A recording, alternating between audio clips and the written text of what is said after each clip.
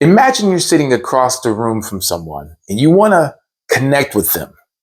You want to share who you are, but you don't know where to start. Well, the best way to do that is through stories.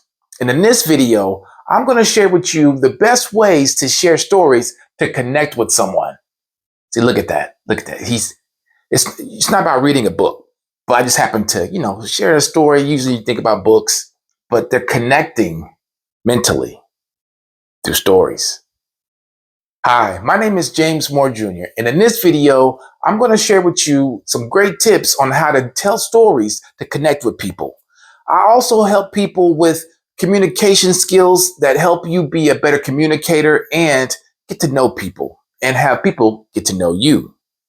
So let's begin. Let's talk about the science behind storytelling. Scientists have proven that when storytellers are telling their stories, that the people who are listening, their brains sync up. It's called neural coupling.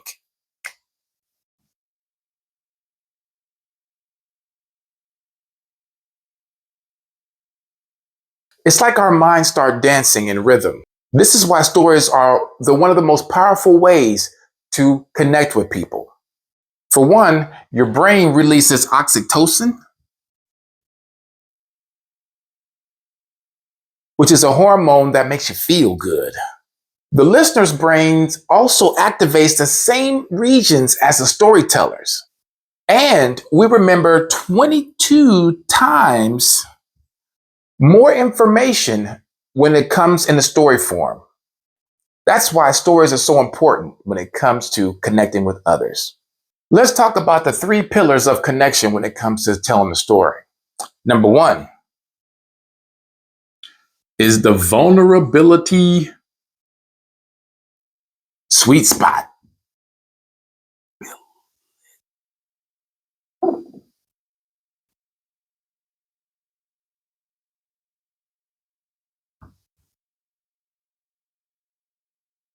The vulnerability sweet spot is when you share the challenges that you faced and how you overcame them. I'll give you a little example. So here's a regular way you might say something. Well, here's a regular way I would say, after college, I found my dream job. Now, here's a way you can make it a more compelling story. After 47 no's from all these different companies, I was about to give up. But then on that 48th application, I found my dream job. You see how much better that is? It's a vulnerability sweet spot because everybody has experienced some failures when it comes to looking for jobs. The no's. Oh my goodness, so many no's. Until you find that yes. So they can relate to that, which is a vulnerability sweet spot. Number 2 is universal. My spelling is off today, y'all. I don't know what's going on. Universal emotions. We all have a lot of the same emotions, but we don't all convey them in the same way. So when you put them in a story, it helps to get those emotions in alignment with one another. The best connection is the emotion of experience, the connection of experiences, like the fear of not being good enough, the joy of being understood, and the satisfaction of knowing that you did a great job. Those are all very universal emotions. So definitely use those in your stories. And then number 3 is sensory details. Sensory details are things like how you feel, like the things that you felt at that moment, not just your emotional feelings, but how like the paper felt when you were trying to fill out that application, how the temperature was in the room when you were filling out that application, or how sweaty your palms were, how shaky you were. These are all sensory details that let people know what you were feeling, as well as what was going on at that time. Like, were you feeling hot? Like right now, I'm starting to beat up with a little bit of sweat because I'm not nervous. It's not really hot in here, but that's a sensory detail that you all need to know or can probably see. I'm gonna try and get my forehead not so shiny next time. Let's talk about some practice exercises because practice makes perfect. So they say, but nobody's perfect. Let's be honest. Practice just makes you seem more perfect about whatever you're doing. So let's talk about how we can make you appear to be perfect. Let's start with number one. You want to write down your basic. Oh my goodness. Me and my writing today. Listen, let me tell you. This morning I woke up with a headache. And so this headache got me up extra early. I had to take a Motrin just to get the throbbing from behind my left eye to stop. And I wanted to make this video. So I, I, I ate a little bit of leftovers from the Japanese that we had last night just to help with the Motrin because, Motrin will definitely put a hole in your stomach if you take it too often. But I wanted to make sure I was able to make this video because last week I didn't. I was sick last week. I'm giving y'all a little bit of a story, but this is it. You write down the basic info about you or what is you're going to talk about. It's really the facts, the basic facts. Let me change it to facts.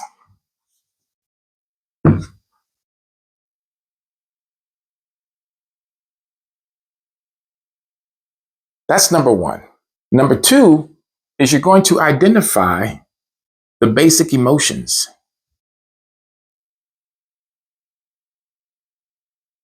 I'm sorry, you're going to identify the universal emotions.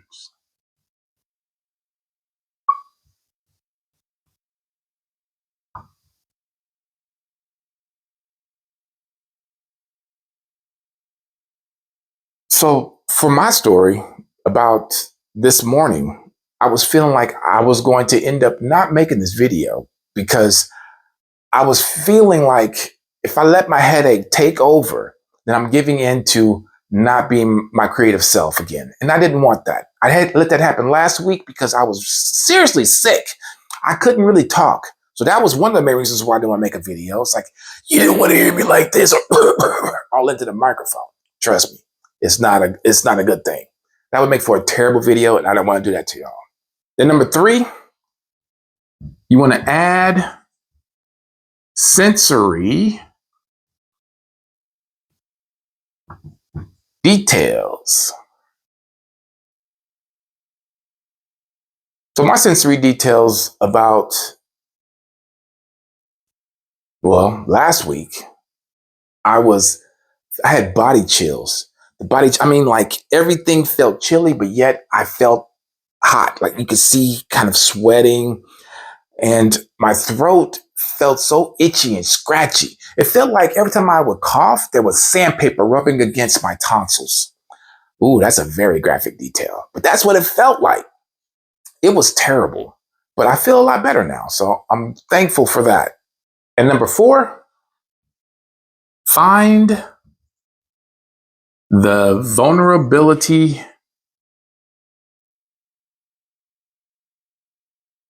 sweet spot.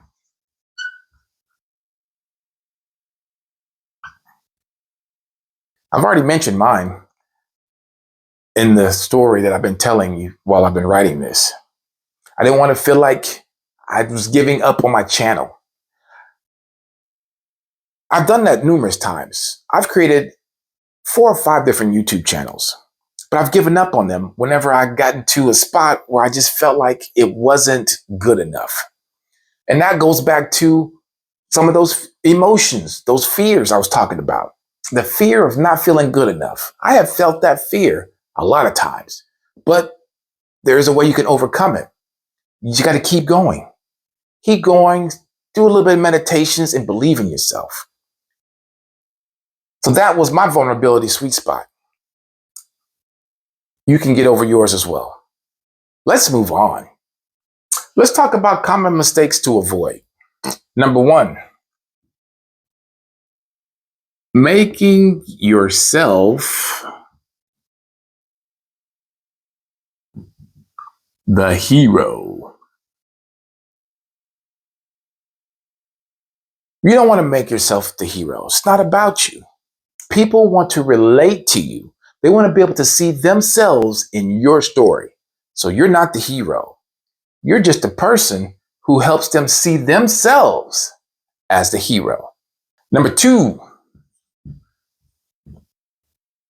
skipping the struggle. Sorry if you hear squeaking. I try not to put too much pressure. I got that as feedback from a very loyal fan who said, the squeaking sounds like nails on a chalkboard. Does it though? Let me know in the comments. Skipping the struggle. Some people don't want to talk about their failures or their struggles, their challenges, or any of that. They just want to have this outlook of themselves as being perfect or being better than what you might think they are.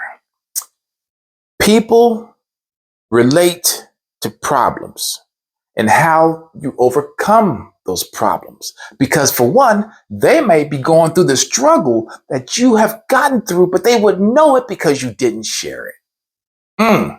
That's a bar. You better write that down.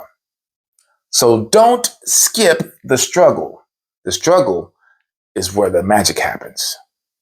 Number 3, being too vague. People need details. They want to know exactly how you got through that struggle. The more details you give, the better off it is for people to be able to relate to the story, to get into the story and see themselves in the story. That's how you make that connection. Details. The devil's not there, trust me. The devil's not in the details. The connection is. And number 4, rushing to the end. Take your time if you have the time, but just don't rush to the end. Don't kind of gloss over a lot of the details and the struggle to rush to the end. Give yourself some time to explain things. When you give them the time to immerse themselves in your story, you build a much better connection. So do not rush to the end. Let's talk about some real world applications. One of them that's going to be great for you is job interviews.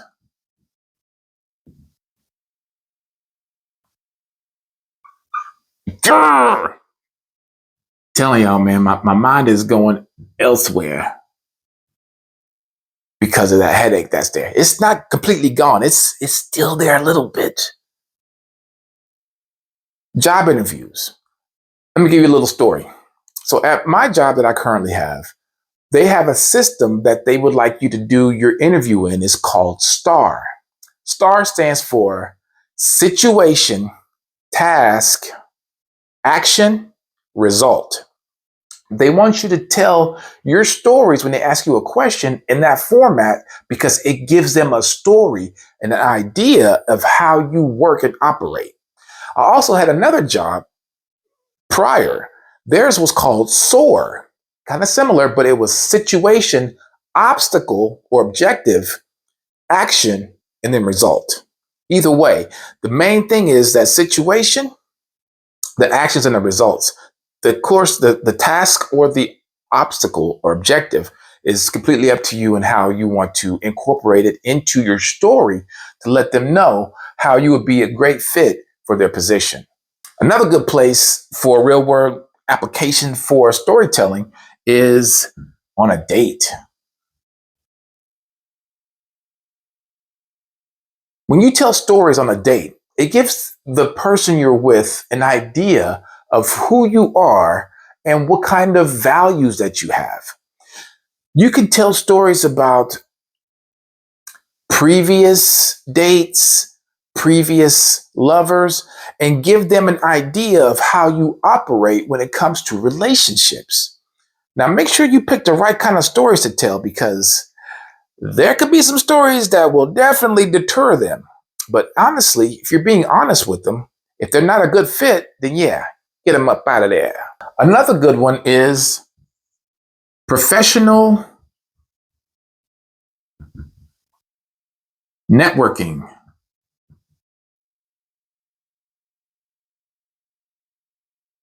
When you tell stories when you're professionally networking, it gives people an idea of what you are about, what your business is about, and what you have to offer if it comes to business and business ventures together. It makes you more relatable too. Because when you're in professional settings and you're talking about professional things and you give them stories about what your business has done or what you have done or what you plan to do with your business, it helps them relate to you as another business professional. So definitely use that in professional networking. And last but definitely not least, family interactions. I forgot the whole T. Look at that. Look at that. I'll get it together, y'all. I promise you. I'll be 100% by next week for sure. I'm even spelling interactions wrong. What? I'm leaving this in because y'all need to see. I'm just as flawed as anybody else. I'm not perfect. I might try to make my videos look perfect. Even I struggle with that. But the fact that I was about to spell interactions wrong lets you know. Oh, this dude cool. He just like me.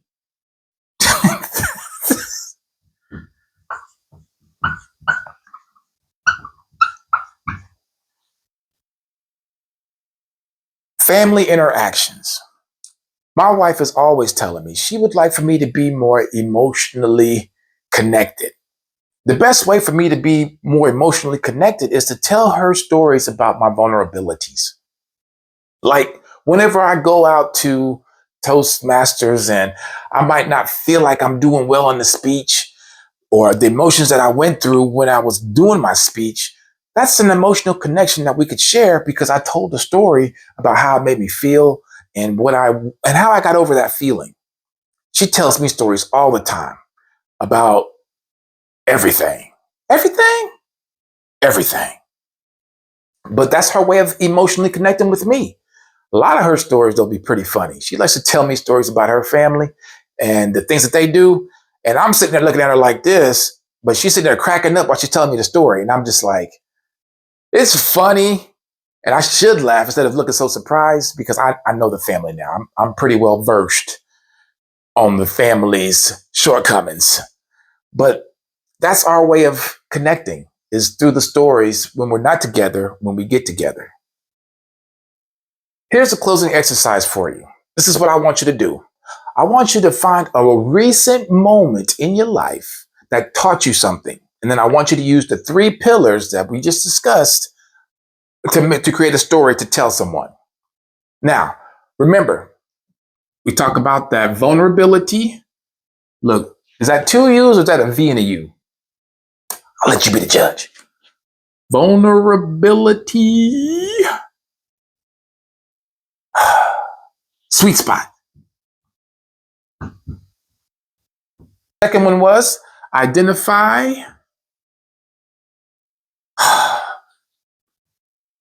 Telling you my brain is here, but it's not. Identify the universal. I want to get it together. Emotion. And last but not least, the sensory details.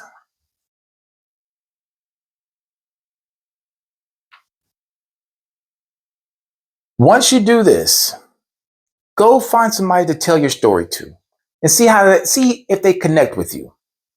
Make sure you do the vulnerability sweet spot. Remember, that's your challenge and how you overcame it. You want to identify your universal emotion, how you were feeling at the time and how you felt afterwards. And then the sensory details, the details of those feelings and how they came about and how they left, if they did leave. So remember, this is a great exercise to practice with anyone. Anyone. Try this and let me know how it goes in the comments. I'm really curious to see what happens with you. Remember, the goal isn't to be a polished storyteller. The goal is to connect with people through a story that lets them see themselves in your story. That's the best way to connect with somebody. Be sure to like and subscribe. I will be putting out more videos on how to communicate with people on a whole nother level. Be sure to share this video with anyone you feel could benefit from learning how to connect.